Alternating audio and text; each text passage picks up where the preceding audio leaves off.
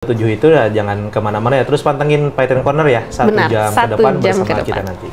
Benar sekali, dan tentunya nih tepat di tanggal 8 Desember kemarin kan meriah sekali nih Python Discovery gitu kan, begitu sangat satu event yang dinantikan gitu, akhirnya banyak sekali transformasi yang dilakukan di sana. Nah sebelum itu saya mulai nggak, saya boleh lihat dulu ya Pak? Boleh. Saya cek dulu ya. Iya. Maksud kalau bendahara koin itu juga adalah manajer di Python? Beda. Oh beda? Beda. Ya. Jadi waktu itu saya nanya ke manajer operasional Python. Ya waktu itu Pak Habibie. Ya Pak.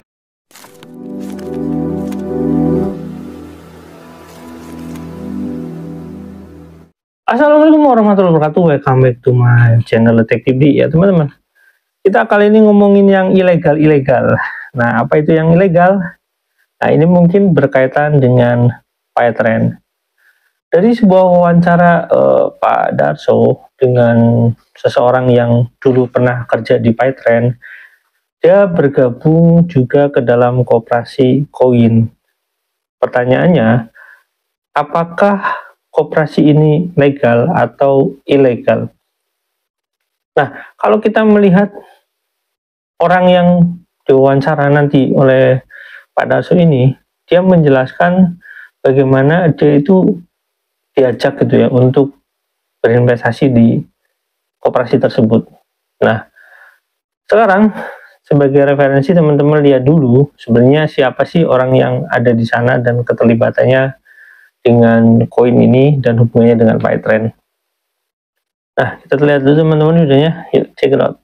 Waktu itu memang di 2020 ya setelah COVID itu ya kan katanya kondisi keuangan lagi kurang bagus. Keuangan Python kurang bagus, makanya di saat itu ya si Coins inilah gitu bincar ngeiniin ke karyawannya yang mau ikutan nanam modal buat apa namanya diputar lagi gitu ya. Boleh silahkan saat itu. Berarti boleh juga kita menaruh sangka jangan sampai Python ini juga mengambil uang dari coins untuk menjadi modal Python. Iya, bisa jadi. Mungkin ya saya sempat ada kepikiran begitu. Mungkin ya itu tadi karena mungkin sudah mentok gitu ya, nggak ada apa namanya biaya operasional gitu. Jadi ya pakai duit dari si koin tadi gitu, dari nasabah koin. Iya. Berarti karena juga pengurus koin adalah para pembesar Python juga kan ya? Ya. September 2020 menyetorkan 20 juta. Ya, sekitar segitu. Terus berapa banyak bonus atau bagi hasil yang diterima oleh pemain dari Coins? Terakhir saya hitung 50%-nya tuh belum. Belum sampai 50% dari modal. Dari modal belum. Jadi belum balik modal. Belum balik modal. Masih rugi itu Mas. Iya. Kang Ali juga tahu bahwa Python setelah boyongan dari kantor dia yang lama hanya pindah beberapa meter ke kantor yang baru, dan itu adalah kantor Coins. Tahu? Tahu ya? Tahu. Dan yang berikut lagi, pernah nggak selama 5 tahun ini ya, September sampai 2020 sampai 2025 sekarang, sebentar lagi September, ada upaya untuk meminta kembali modal itu atau bonus-bonusnya, ada upaya nggak? Ada. Ke mana? Langsung ke waktu itu bendaharanya langsung. Bendahara koin. Saya nanya ke bendahara koin, ke manajemen, ke manajer Python waktu itu ya. Waktu itu saya mulai nggak, saya boleh lihat dulu ya Pak? Boleh. Saya cek dulu ya. Iya. Maksud kalau bendahara koin itu juga adalah manajer di Python? Beda. Oh beda. Ya. Jadi waktu itu saya nanya ke manajer operasional Python. Ya waktu itu Pak Habibie. Ya Pak Habibie juga ya jawabannya selalu begitu, mengupayakan. Terus insya Allah bulan depan gitu. Dan begitu bulan depan, insya Allah bulan depan. Ya gitu. Maka apa yang mau dilihat Kang? Ada aja. Iya. Terakhir saya kontak itu buat narik dana ya kan. Saya kan sudah mulai waktu itu terakhir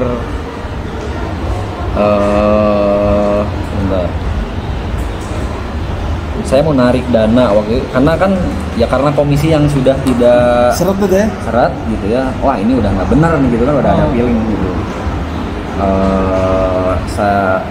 udah saya menarik dana aja gitu ya kan. Waktu itu saya terakhir nanya itu Desember 2022. Ya. Nanya ke Bendahara Koin. Dan jawabannya? Jawaban terakhirnya langsung ke Pak Habibie atau Pak Irwan. Suruh nanya ke sana. Atau Pak Dani. Ya. Nah, terakhir gitu. Dan bertanya nggak ke mereka-mereka yang di... Saya nanya juga ke Pak Habibie ya. Jawabannya yang tadi saya bilang. Bulan depan. Ya. Dia mengupayakan. Insya Allah bulan depan. Ya. Sampai tahun depan. Ya. Setelah tahun depan. Jadi Kang Ali ini. Oke, itu teman-teman videonya. Teman-teman, kalau kita bicara tentang koperasi, kan ada yang legal, ada yang ilegal, atau ada sebenarnya gini, kalau itu buah kelompok usaha, sebenarnya nggak masalah sebenarnya kalau dia tidak menggunakan semacam apa ya, legalitas gitu yang berkaitan dengan usaha tersebut, selama itu masih kategorinya antar mereka gitu. Jadi tidak bisa dikatakan ilegal kalau itu antar mereka usahanya.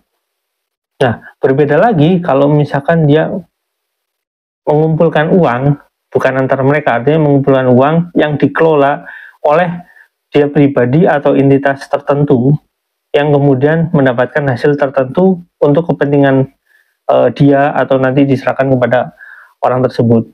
Nah, ini jelas harus menggunakan badan usaha. Nah, kalau kita bicara badan usaha, Koperasi Koin ini saya cek berdasarkan lokasinya, berdasarkan seluruh, misalkan itu apakah koperasi kabupaten kota, apa koperasi wilayah, atau koperasi sekupnya nasional. Saya coba cek, itu koperasi itu ada yang mirip sama dengan nama itu, tapi tidak sama dengan namanya. Artinya beda namanya, mirip emang ada insannya ya, tapi beda. Dan lokasinya pun berbeda. Tidak ada lokasi yang berada di kantor di sana ya, kantor dekat Paytren itu, karena itu kan di Soekarno-Hatta. Itu tidak ada di Buah Batu itu. Nah, kalau itu tidak ada, pertanyaannya adalah apakah koperasi itu sudah berbadan hukum atau belum? Minimal akta notaris gitu ya teman-teman. Nah, kalau saya cek, kalau berdasarkan status yang ada di kementerian ini, Kementerian Koperasi ini tidak ada. Jadi statusnya kemungkinan besar adalah ilegal. Walaupun saya nggak tahu apakah ini nanti ada akta notarisnya atau enggak, tapi biasanya kalau misalkan itu koperasi yang dimuat atau dibikin pada tahun seperti itu, mungkin tahun 2019 itu ya, atau misalkan berdasarkan omongan dia itu di tahun 2020, itu berarti harusnya sudah masuk ke kementerian, data kementerian. Jadi ya bisa dikatakan kemungkinan besar koperasi tersebut adalah ilegal, koperasi koin ini. Nah, ngomong-ngomong ilegal, sebuah koperasi itu kan pasti akan berdampak kepada anggota dan kepada ya si pengurusnya gitu ya. Pengurusnya itu kalau tadi bicarakan kenapa seorang bendahara itu harus bicara kepada, dalam tanda kutip ini, yang berkaitan dengan ya kedudukannya ada di direksi Paytren itu, atau misalkan atau manajer Paytren itu, atau apalah posisinya di sana. Teman-teman bisa cek di videonya itu ya, posisi Habibie Darwis itu. Nah, jadi otomatis secara nalar kita yang dikatakan bendahara itu harus mengkonfirmasi Habibie Darwis, otomatis orang ini kan memang benar-benar petinggi Paytren. Nah, otomatis seharusnya kita bisa berpikir menggunakan logika kita. Berarti orang yang berkuasa atas uang investasi tersebut adalah para petinggi Paytren.